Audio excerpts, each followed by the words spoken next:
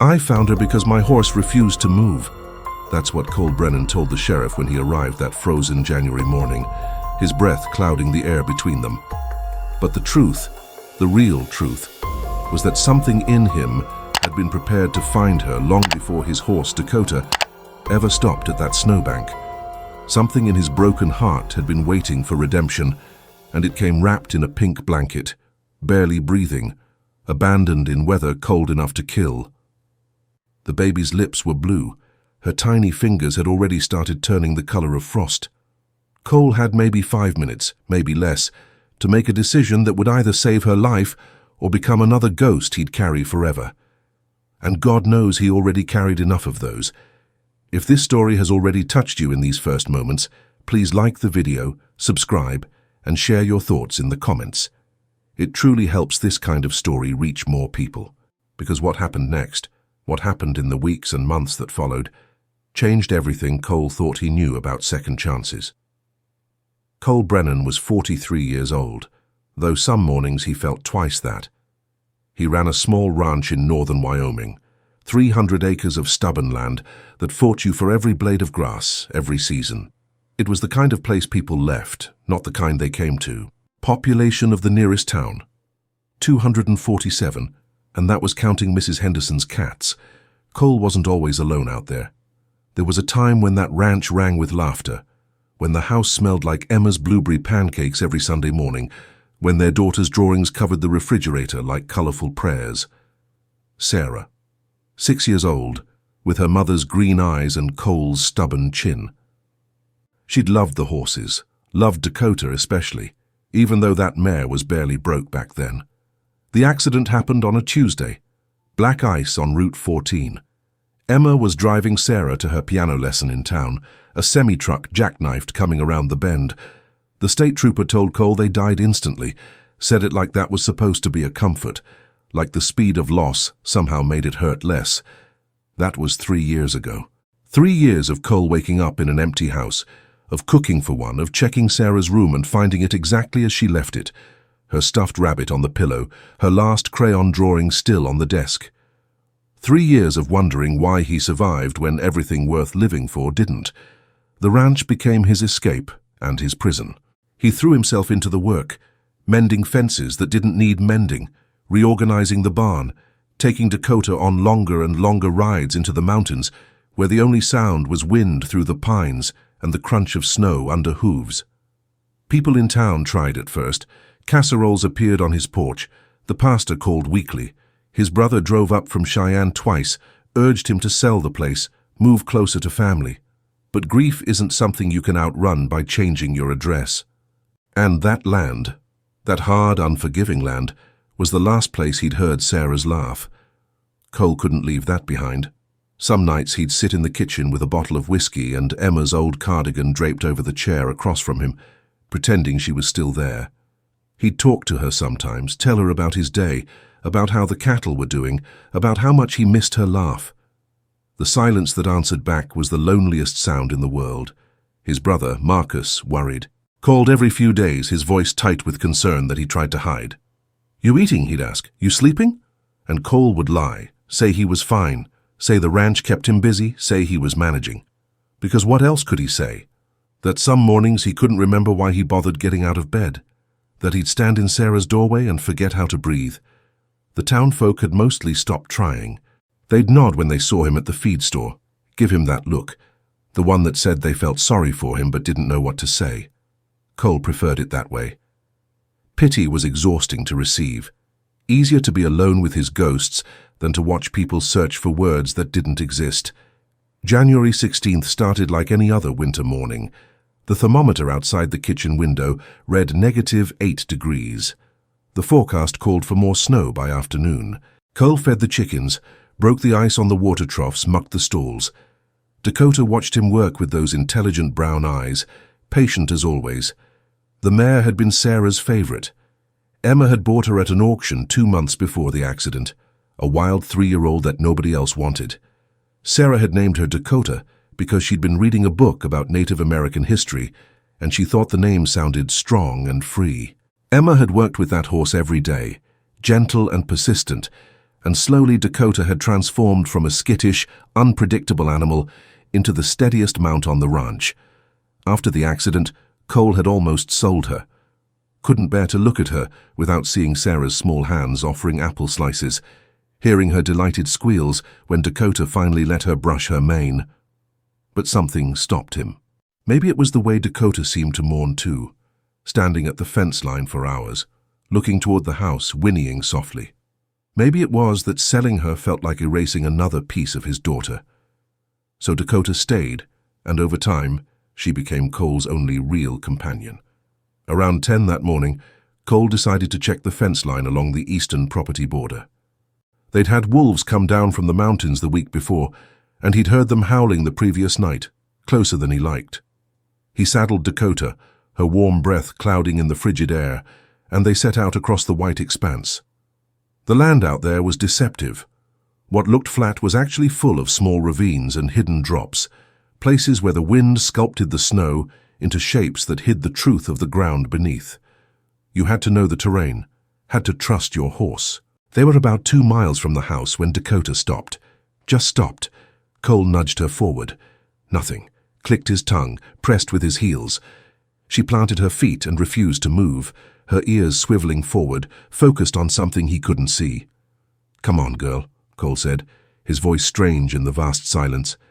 "We got fence to check." Dakota whinnied, sharp, insistent, started pawing at the snow. Cole had worked with horses his whole life. Grew up on that ranch, learned to ride before he learned to read, and he'd never seen Dakota act this way.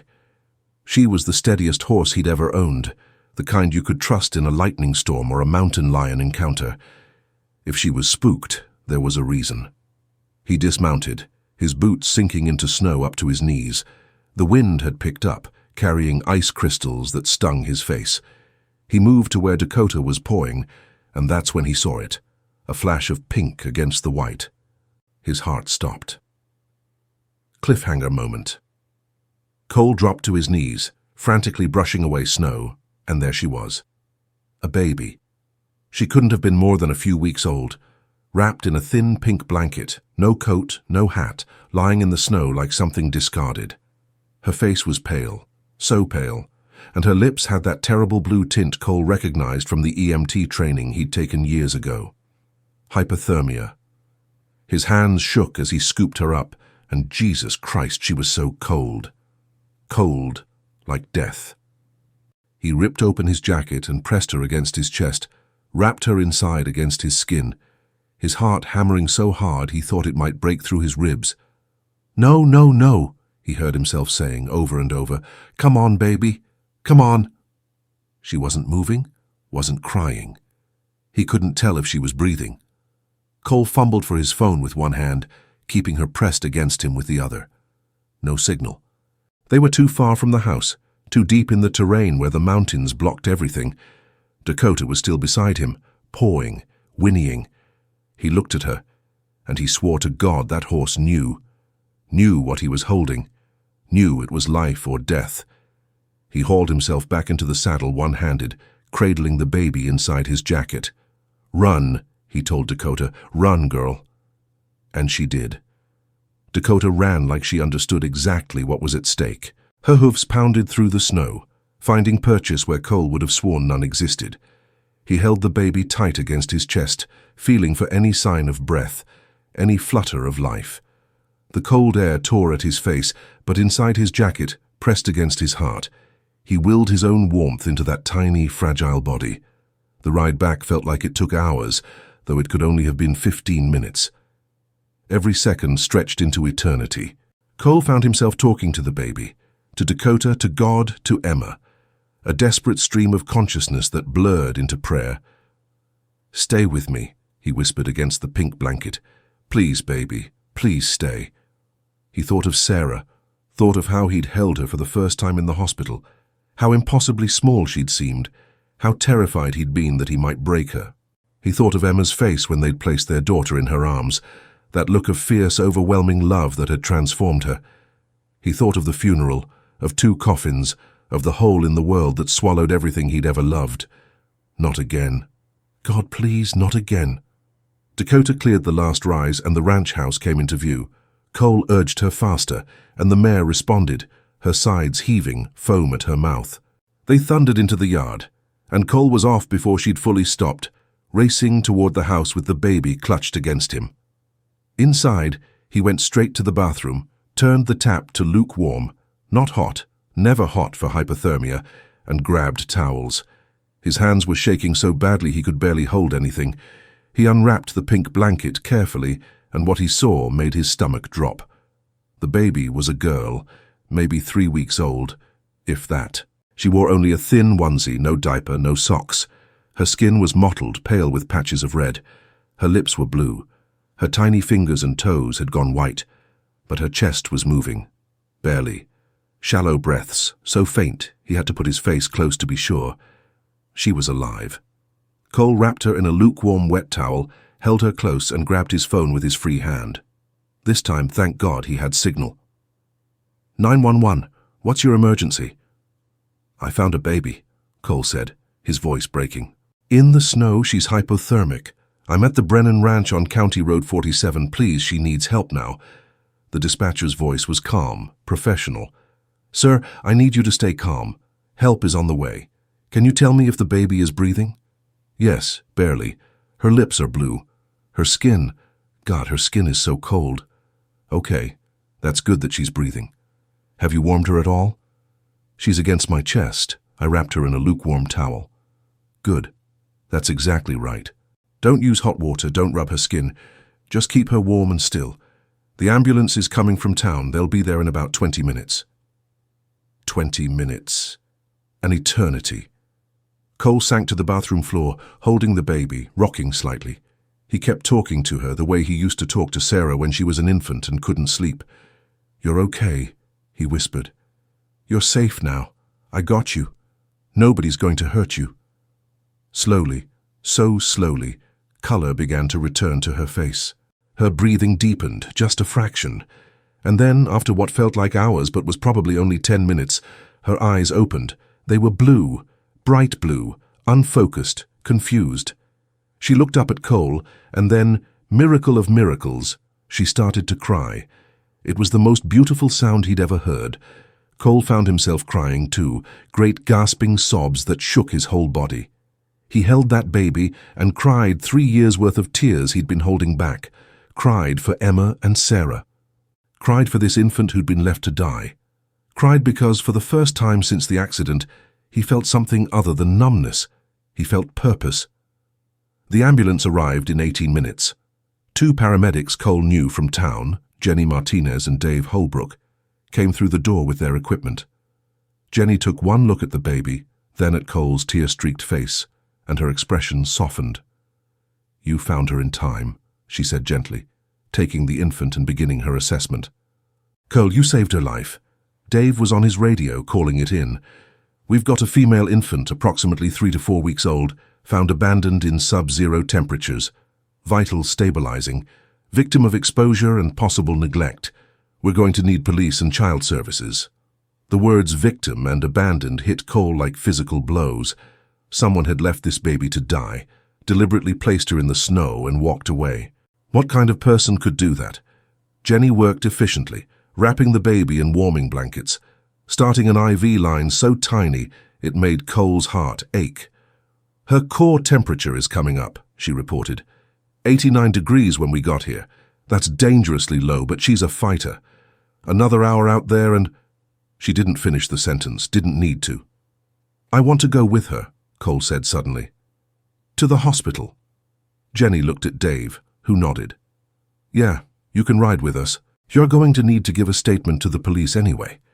They loaded the baby into the ambulance, and Cole climbed in beside her, unable to take his eyes off her tiny face.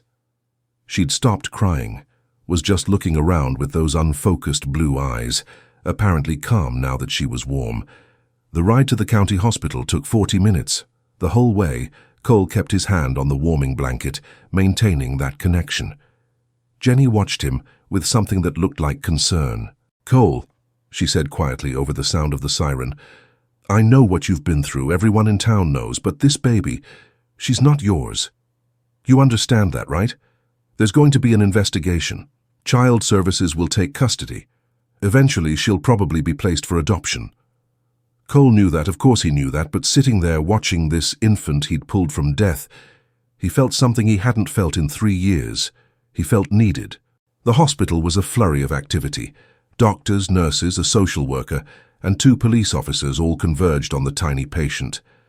Cole gave his statement to Sheriff Tom Reeves, a man he'd known since high school. "Tell me exactly what happened," Tom said, pen poised over his notepad. Cole walked him through it. The morning ride, Dakota's unusual behavior, finding the baby in the snow. He described the location as precisely as he could, knew Tom would want to check the scene. No sign of anyone else, no car tracks, no footprints. The wind had been blowing hard, snow was drifting. If there were tracks, they were covered. Tom nodded, made notes. "We'll get a team out there at first light tomorrow, search the area. Cole, I gotta ask, you didn't see anyone on your property lately? Strangers, vehicles that didn't belong?" "No, nothing." "And you have no idea who this baby might belong to?" Cole shook his head. The question that had been burning in his mind since the moment he found her finally came out. Who does something like this, Tom? Who leaves a baby to freeze? The sheriff's face was grim. Someone desperate, someone scared, someone who maybe isn't thinking straight. He paused. Or someone who doesn't care. We'll find out. A social worker named Patricia Chen approached them. She was a small Asian woman in her 50s with kind eyes and a no-nonsense manner. "Mr. Brennan? I'm with Child Protective Services. I need to ask you some questions." More questions, more statements. Patricia was thorough, professional. She asked about his ranch, his background, whether he'd been investigated for anything before. Standard protocol, she assured him, but it still felt invasive. He understood, though. They had to make sure he wasn't involved in whatever had happened to this baby. Finally, Patricia closed her folder. "The baby is going to be fine, physically. No frostbite, no permanent damage. You got to her in time. She's lucky you found her." "My horse found her," Cole corrected. Patricia smiled slightly. "Well, you both saved her life. She's going to need to stay in the hospital for a couple days for observation, and then she'll be placed in emergency foster care while we investigate and try to locate her parents. And if you don't find them, then she'll be placed for adoption. There are procedures, a process. It can take months." Cole nodded, feeling suddenly exhausted. The adrenaline that had carried him through the past few hours was draining away, leaving him hollow. "Can I see her? Before I go?" Patricia hesitated, then nodded. "Room 214, but just for a few minutes." The baby was in a heated bassinet, wrapped in hospital blankets, hooked up to monitors that beeped softly. A nurse was checking her vitals. She looked up when Cole entered. "You're the man who found her?" "Yeah." "She's doing great. Heart rate's normal. Temperature's back up to 98.2. She took a bottle about 20 minutes ago, ate like she was starving. Poor little thing." Cole approached the bassinet slowly. The baby was asleep now, her tiny fists curled beside her face. Someone had put a pink knit cap on her head, and she looked impossibly small, impossibly fragile. Does she have a name?" The nurse shook her head. "Not yet. We've just been calling her Baby Doe for now." Baby Doe. Like she was nobody. Like she didn't matter. Without thinking, Cole reached into the bassinet and gently touched her hand. Her tiny fingers reflexively curled around his thumb, gripping with surprising strength. And something in Cole's chest, something that had been frozen solid for 3 years, cracked open. He thought of Sarah again, thought of how she used to grip his finger just like this when she was tiny, thought of all the moments he'd never get back, all the milestones he'd never see. But here was this baby, this tiny fighter who'd survived impossible odds, who needed someone. "Hey there," he whispered. "You're going to be okay. You're safe now." The baby's eyes fluttered open, locked on his face, and Cole could have sworn she recognized him, could have sworn she knew he was the one who'd saved her. The nurse touched his shoulder gently. "You should go home, get some rest. You've had quite a day." Cole nodded, but didn't move, couldn't move. The baby was still holding his thumb. Finally, carefully, he extracted his hand. I'll come back, he told her, though she couldn't understand. I'll check on you. Cole did go back. The next day, and the day after that. He brought a stuffed animal, a soft brown horse that reminded him of Dakota.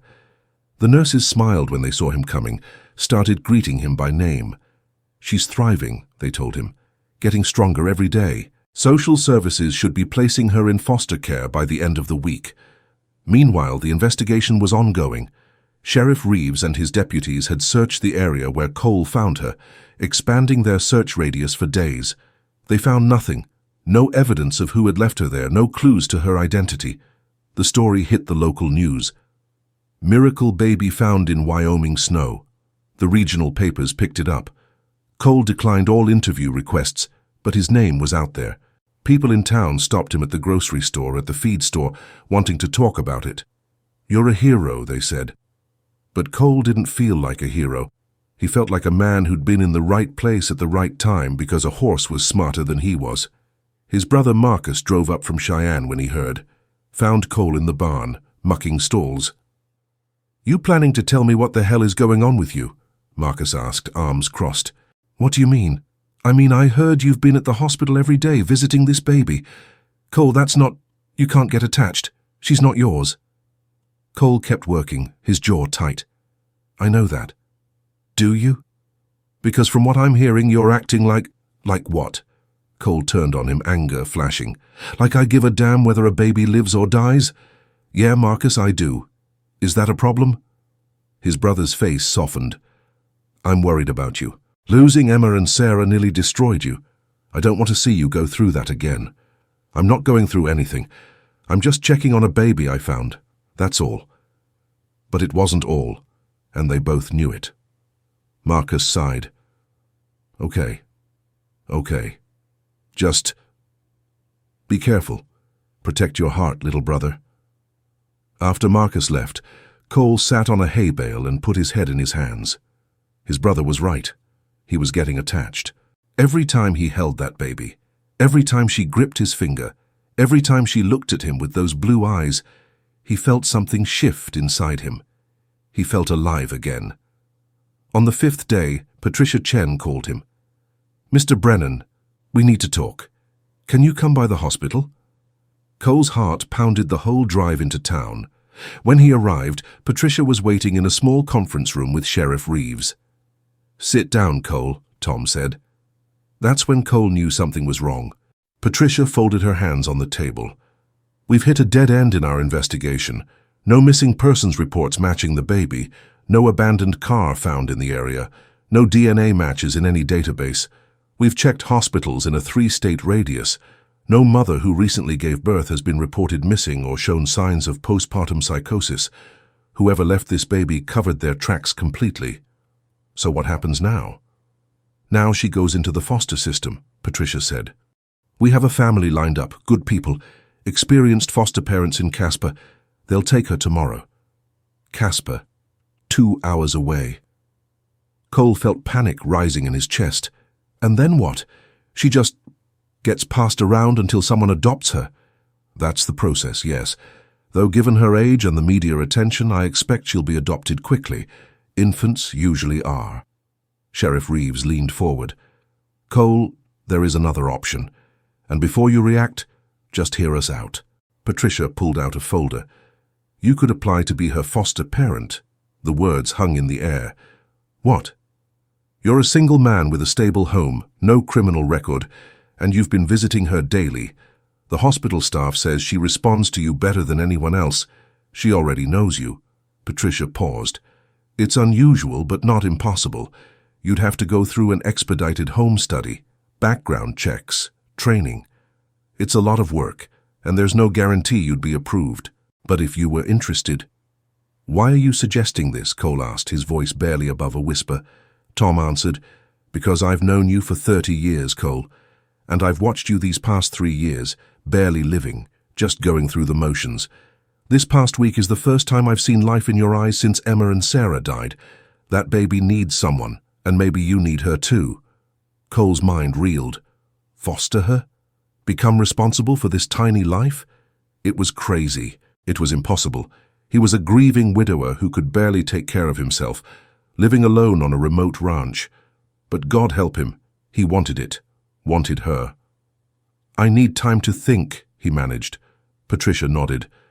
"You have 24 hours. After that, she goes to Casper." Cole drove home in a daze, sat in his truck in the driveway for an hour, staring at the house. Emma's house, Sarah's house, the house of ghosts. Could he really do this? Bring a baby into this place? He went inside, walked through the rooms. Sarah's bedroom door was open. He stood in the doorway, looking at the stuffed animals, the bookshelf, the drawings on the walls. "What do I do?" he asked the empty room. Asked Emma, asked Sarah, asked God. The silence answered back. He found himself in the barn an hour later, sitting in Dakota's stall. The mare nuzzled his shoulder, patient and warm. He stroked her neck, his mind spinning. "You found her," he said to Dakota. "You knew she was there. Why?" The horse, of course, didn't answer, but she leaned against him, solid and present. And Cole thought about signs, about fate, about how sometimes life gives you a second chance in the most unexpected way. He thought about Emma, about what she would say if she were here. Emma, who'd always wanted more children, who'd had 2 miscarriages after Sarah, who'd cried every time someone in town announced a new pregnancy. Emma would tell him to do it, would tell him that love doesn't run out, that the heart has infinite capacity, that choosing to love again isn't betraying the ones you lost. He thought about Sarah, who'd begged for a little sister, who'd made him promise, in that weird way kids do, that someday she'd have a baby sister to play with. "Promise, Daddy," she'd said, holding up her pinky. And he'd linked his pinky with hers, sealing a vow he never thought he'd be able to keep. Maybe this was how you keep promises to the dead. Around midnight, Cole went back inside, stood in the kitchen with his phone in his hand. His thumb hovered over Patricia Chen's number. This was insane. He had no idea how to raise a baby alone. He hadn't changed a diaper in 3 years. His house wasn't baby-proofed. He knew nothing about formula or sleep schedules or any of it. But he knew how to love. That was one thing he still knew how to do. He made the call. The home study happened fast. Faster than Patricia said was normal, but she pulled strings. A social worker came out to the ranch, walked through every room, asked 1,000 questions. Cole answered honestly. Yes, he'd lost his family. Yes, he'd grieved. No, he wasn't over it. You never get over something like that. But he was functional, he was stable, and he wanted to help this baby. The social worker looked at Sarah's room. "Would you be comfortable converting this to a nursery?" Cole's throat tightened. "Yes," he said. Because he would be. Sarah wouldn't want her room to be a shrine. She'd want it to be used, to be full of life again. 3 days later, Patricia called. "You've been approved for emergency foster placement. Congratulations, Cole. You can pick her up tomorrow." That night, Cole cleaned out Sarah's room. He didn't throw anything away, packed it all carefully in boxes and stored them in the attic. Kept one thing, though, Sarah's stuffed rabbit. He put it on the dresser, a guardian for the new life that would fill this space. The next morning, he drove to the hospital with his heart in his throat. Dakota whinnied as he left, like she knew something important was happening. At the hospital, Patricia was waiting with a car seat, bags of supplies, bottles, formula, diapers, and a stack of paperwork 2 inches thick.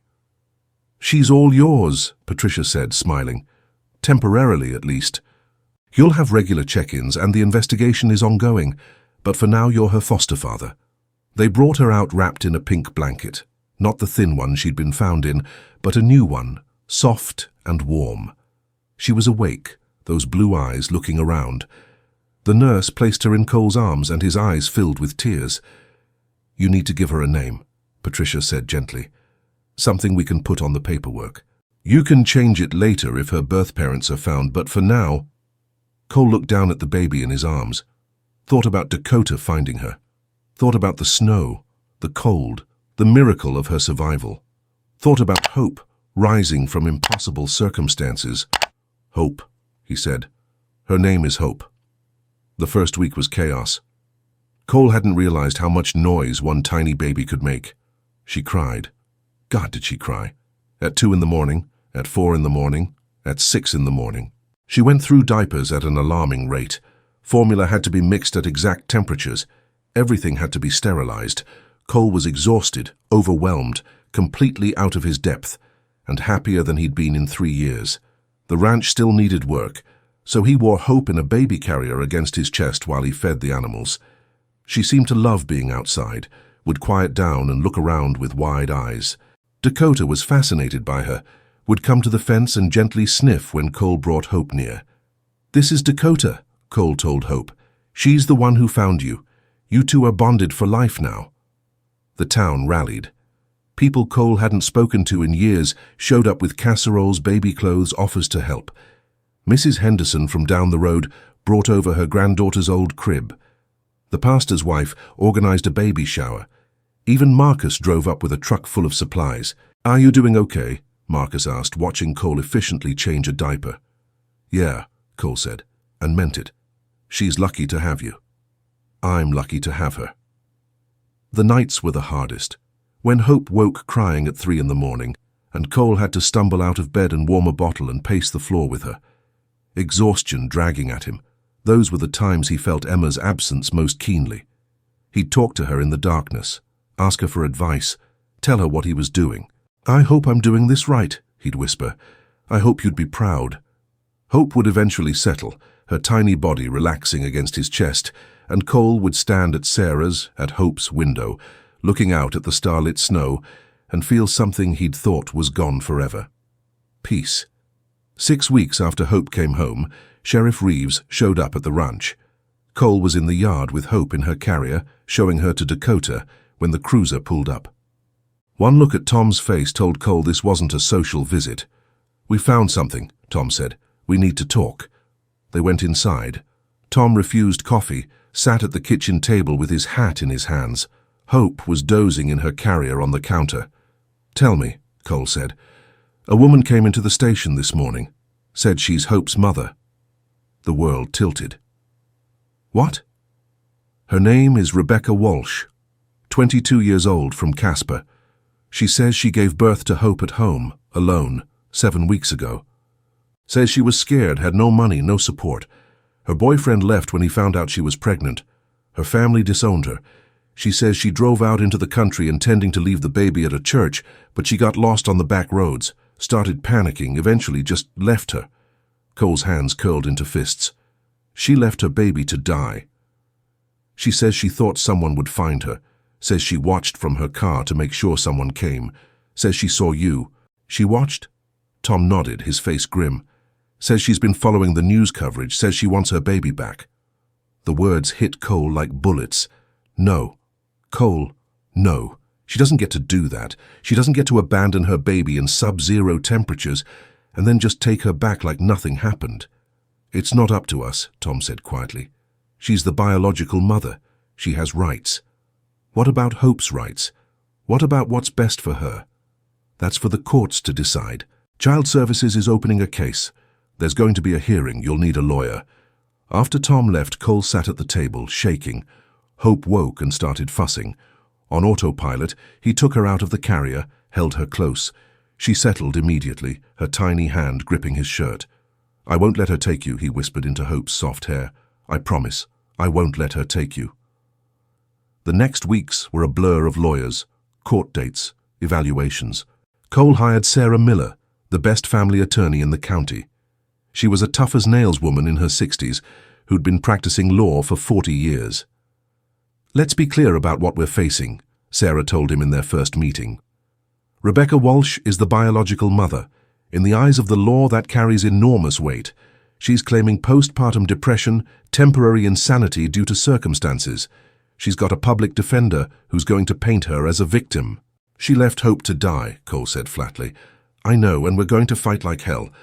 But you need to be prepared for the possibility that we could lose." Cole couldn't accept that. Wouldn't accept that. The preliminary hearing was held in county court. Cole sat on one side with his lawyer. On the other side sat Rebecca Walsh, a thin young woman with dark circles under her eyes and trembling hands. She wouldn't look at him. The judge, an older woman named Margaret Henderson, reviewed the case files. "This is an unusual situation," she said. We have a mother who admits to abandoning her child in life-threatening conditions, and a foster parent who saved that child's life and has been caring for her for 2 months. Rebecca's lawyer stood. Your Honor, my client was suffering from severe postpartum depression and was not in her right mind. She deeply regrets her actions and has been in therapy ever since. She wants to be reunited with her daughter. Sarah Miller stood. Your Honor, Mr. Brennan has provided excellent care for this child. She's thriving in his home. He's bonded with her. Removing her from his care would be traumatic. Furthermore, Ms. Walsh's actions constitute child endangerment at minimum, possibly attempted murder. She should not be rewarded with custody. Judge Henderson looked at both of them. I'm ordering a full psychological evaluation of Ms. Walsh and a bonding study between the child and Mr. Brennan. We'll reconvene in 6 weeks for a final hearing. 6 more weeks. 6 more weeks of not knowing if hope would be ripped away from him. A child psychologist named Dr. Angela Torres came to the ranch to observe Cole and Hope together. She spent 3 days watching him care for her, feed her, play with her, soothe her when she cried. On the 3rd day, she asked Hope to be placed in a room with both Cole and Rebecca present to see who the baby responded to. It was the hardest hour of Cole's life. Hope was now 3 months old, alert and responsive. When Cole held her, she smiled. That gummy, beautiful baby smile that lit up her whole face. She grabbed at his nose, cooed when he talked to her, settled perfectly against his shoulder. When Rebecca held her, Hope cried. Screamed, actually. Her little face turned red. Her body went rigid. Rebecca tried to soothe her, but Hope only cried harder. Rebecca started crying too. Please, she begged, please, baby, I'm your mother. But Hope didn't know her. Hope knew Cole. Dr. Torres made notes, her face carefully neutral. The final hearing was on a cold March day. The courtroom was packed. People from town had come to support Cole. News cameras waited outside. This had become a national story. Cowboy fighting for abandoned baby, the headlines read. Rebecca's lawyer presented her case first. She'd been in therapy, had gotten a job, had moved into a better apartment. She had character witnesses, her therapist, her new employer, a friend from church. They all testified that she was a changed person, that she deserved a second chance. Then it was Sarah Miller's turn. She called Cole to the stand. Tell the court about the day you found Hope, she said. Cole did. Described the cold, Dakota's strange behavior, the moment he'd seen pink against the snow. Described the desperate ride back, the fear that she was already dead. His voice broke when he talked about how her eyes had opened, how she'd started to cry. Tell the court about the past 3 months. So he did. Talked about midnight feedings and diaper changes, about Hope's first smile, about how she loved being outside, how she'd quiet when he sang to her, about how she reached for him when she was scared, how she fit perfectly in his arms. Mr. Brennan, Sarah said quietly, do you love this child? More than my own life, Cole answered without hesitation. Rebecca's lawyer cross-examined him. Mr. Brennan, you lost your wife and daughter 3 years ago, didn't you? Yes. Isn't it true that you're just trying to replace them? The courtroom went silent. Cole looked directly at the lawyer. No, he said firmly. Hope isn't a replacement for anyone. She's her own person. And yes, I lost my family. Yes, I know what it's like to love someone with everything you have. That's exactly why I'm fighting for her. Because I know what she needs. She needs someone who will never, ever leave her. Someone who will fight for her. Someone who will love her unconditionally. She deserves that. The lawyer had no response. Judge Henderson called Dr. Torres to the stand. The psychologist presented her findings. Based on my evaluation, the child has formed a primary attachment to Mr. Brennan. She shows all the signs of healthy bonding. She seeks comfort from him. She's distressed when separated from him. She responds positively to his care. With Miss Walsh, she shows signs of stranger anxiety, which is normal for an infant with someone unfamiliar. In your professional opinion, Judge Henderson asked, what would be in the best interest of the child? Dr. Torres took a deep breath. Your Honor, this is not an easy answer. Ms. Walsh is the biological mother, and in most circumstances, family reunification is the goal. However, given the circumstances of the abandonment and the strong bond the child has formed with Mr. Brennan, removing her from his care would be traumatic. My recommendation would be that Mr. Brennan retain custody, with Ms. Walsh potentially being granted supervised visitation if she continues with therapy and proves she can be a stable presence. Rebecca sobbed when she heard this. Her lawyer put a hand on her shoulder. Judge Henderson recessed to consider her ruling. 2 hours later, they were called back. Judge Henderson looked exhausted. "This is one of the most difficult cases I've had in 30 years on the bench," she began. "On one hand, we have a biological mother who made a terrible mistake but claims to be rehabilitated. On the other, we have a foster father who has provided exemplary care and with whom the child has bonded strongly." Cole held his breath. The law generally favors reunification with biological parents. However, the law also requires me to put the best interest of the child first. And in this case, I cannot ignore the severity of Ms. Walsh's actions. She didn't simply give her baby up for adoption through legal channels. She left her infant in freezing temperatures with the knowledge that she would likely die. That is not simply a mistake, it is a crime. Rebecca was openly weeping now. "Ms. Walsh, you are hereby ordered to undergo continued psychological treatment. You will face criminal charges for child endangerment. As for custody," Judge Henderson paused, "I'm ruling in favor of Mr. Brennan. He will retain custody of the child, with the potential for adoption, if no other biological relatives come forward, and if Ms. Walsh's parental rights are terminated following the criminal proceedings." The courtroom erupted. People cheered. Rebecca collapsed in her chair, sobbing. Cole felt his knees go weak.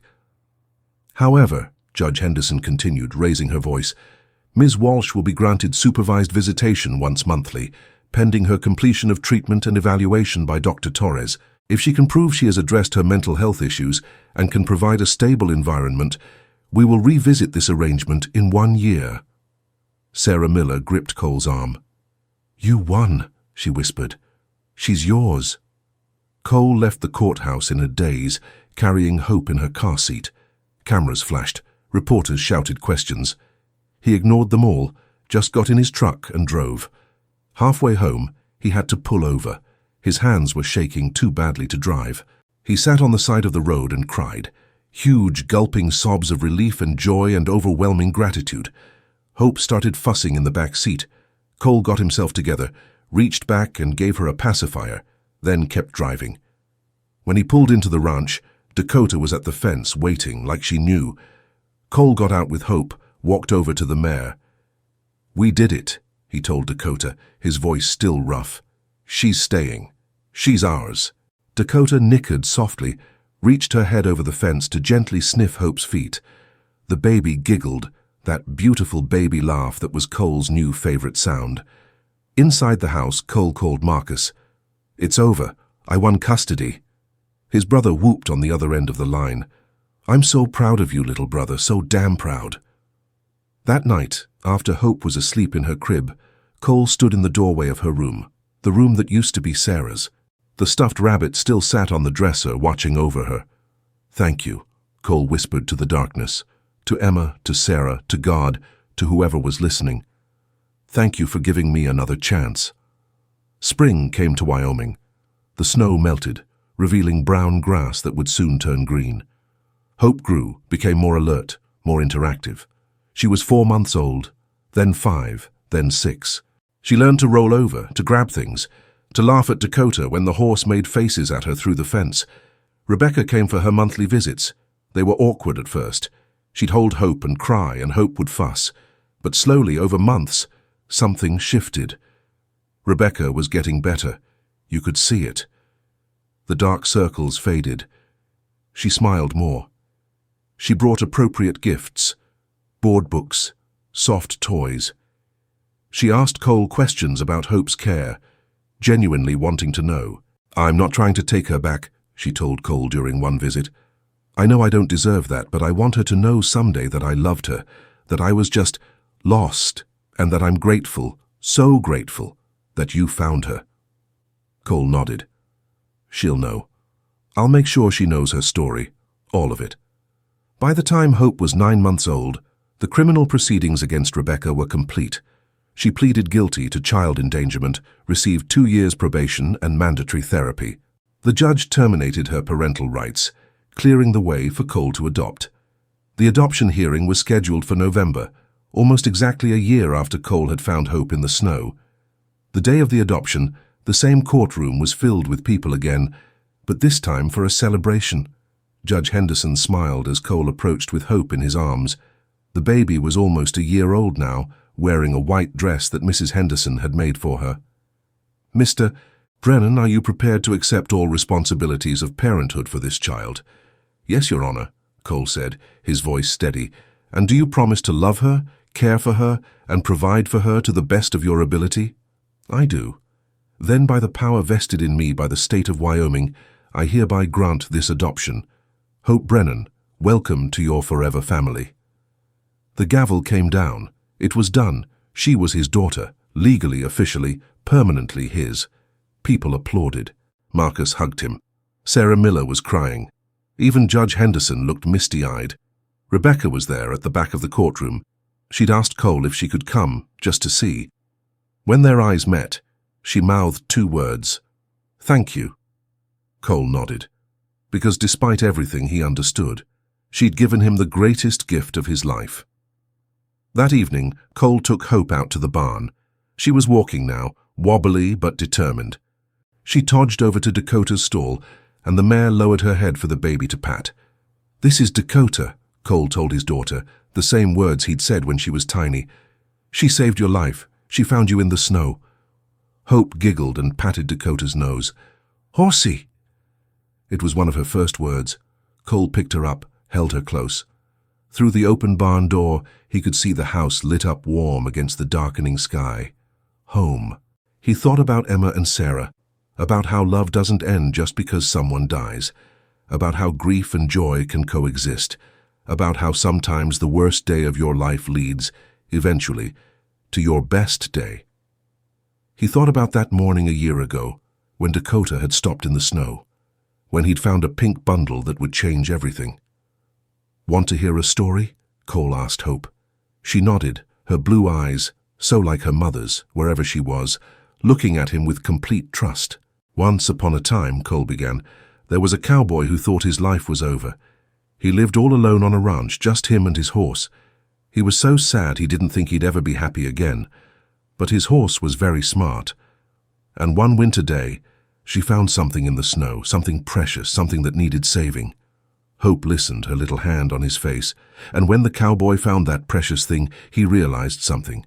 He realized that love doesn't run out, that hearts can break and still have room for more love, that sometimes when you save someone else, they save you right back.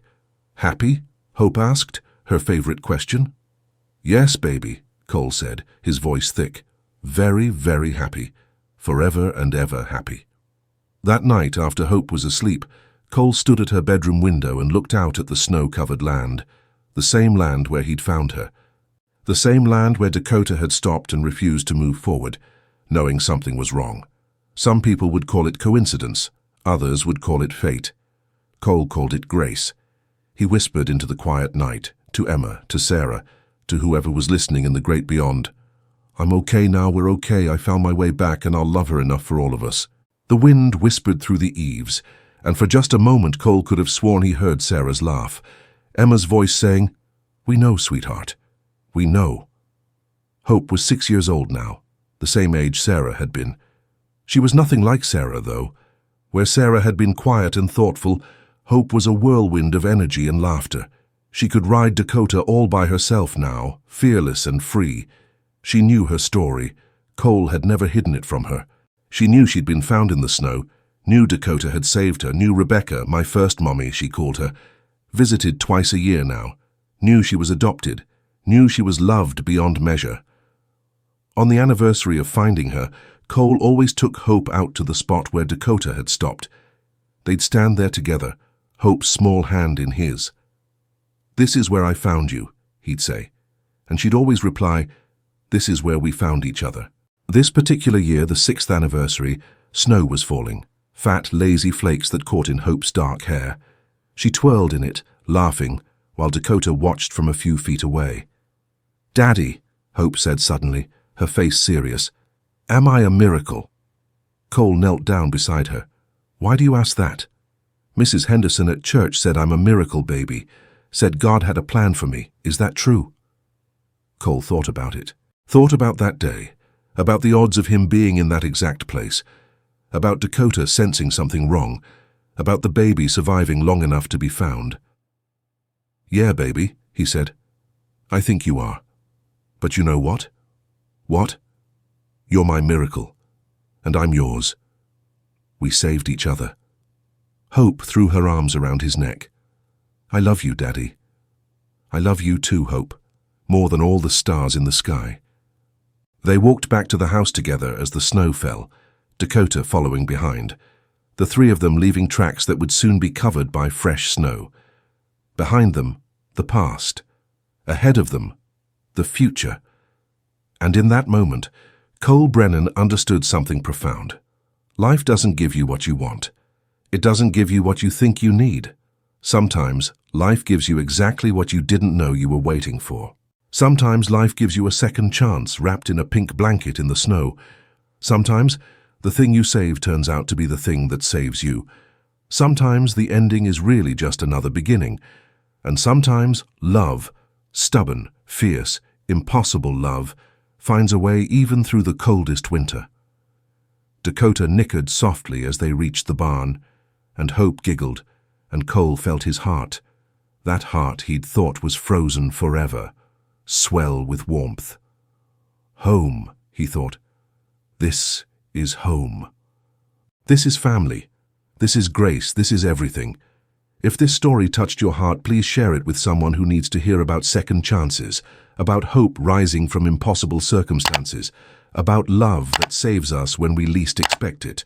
Your comments and thoughts mean the world. Please share your own stories of unexpected blessings below.